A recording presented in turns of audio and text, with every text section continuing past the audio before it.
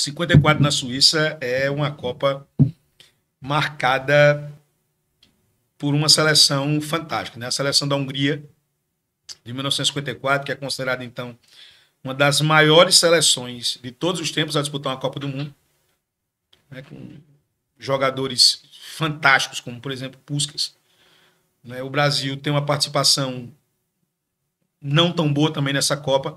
É bom lembrar que o Brasil é o único país a participar de todas as Copas do mundo, né? Mas a Hungria, embora não seja Time de ponta, uma seleção que represente, por exemplo, uma né, força. uma força, mas tem uma geração sensacional na Copa de 1954, né? 58. 58. Na 58, eu já assisti todos os jogos da seleção brasileira em 58.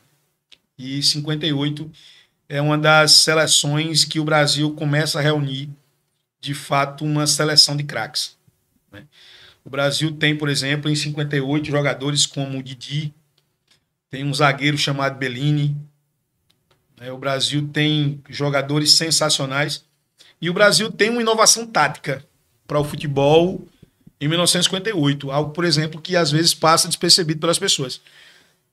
Do ponto de vista tático, as seleções elas jogavam tradicionalmente no 4-3-3, né?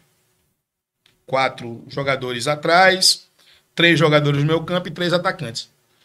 O Brasil, com o Zagallo, passa a ter uma inovação tática. Qual é? O 4 jogador no meio campo. O Zagallo era um jogador que tradicionalmente jogava pela ponta esquerda, né?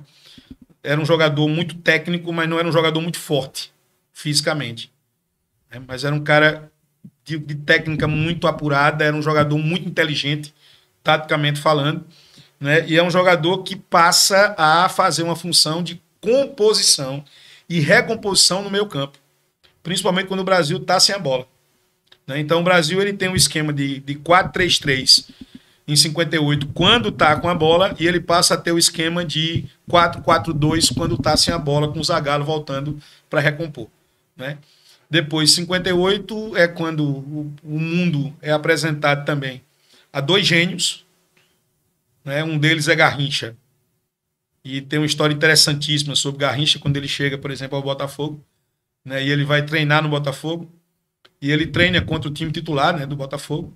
O lateral esquerdo do Botafogo era o lateral esquerdo da seleção brasileira em 58, Nilton Santos, que é um jogador renomadíssimo, um jogador de grande nível, de grande prestígio, né? Não é à toa que o homem tem como slogan a enciclopédia do futebol, né? Um cara que sabe tudo, né?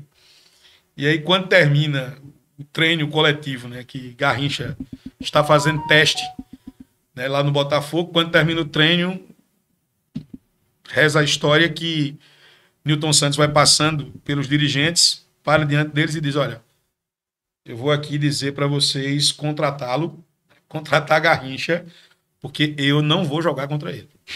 Porque se ele não ficar aqui, ele vai jogar em outro time e eu não vou jogar contra ele. Já basta o que foi aqui vai hoje. Ferrar no outro Já time. basta o que foi aqui hoje, né?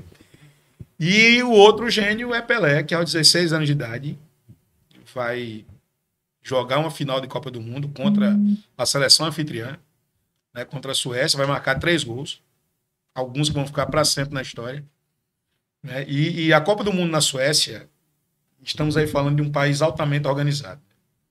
Suécia, Dinamarca, Finlândia, Islândia, Noruega são os chamados países da social-democracia. São os países mais desenvolvidos do ponto de vista humano do mundo. São os maiores IDHs do mundo. São os locais com as melhores qualidades de vida no planeta, né?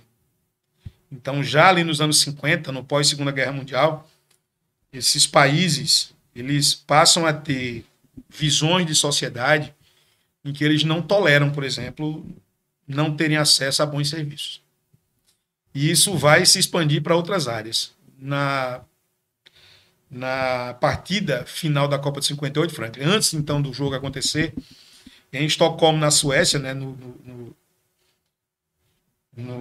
local do jogo, ocorreram chuvas fortíssimas, né? E há uma cena que para mim é sensacional, que é ver, por exemplo, os suecos, eles entrando em campo com rodos, entrando em campo com lençóis, entrando em campo com espumas, né? Para que eles tentem, por exemplo, diminuir as poças de água no campo, né? Porque para eles aquilo vai atrapalhar o jogo, vai atrapalhar o espetáculo. E a Suécia tinha uma seleção muito forte fisicamente, ela é muito forte, mas muito forte de verdade. Se você olhar, por exemplo, algum jogo da Copa de 58, se você assistir a final da Copa de 58, você vai ver que os jogadores da Suécia, eles são muito maiores que os jogadores do Brasil.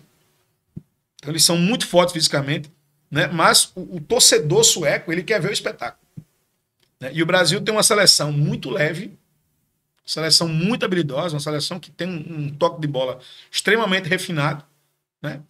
E os suecos querem ver o espetáculo acontecer.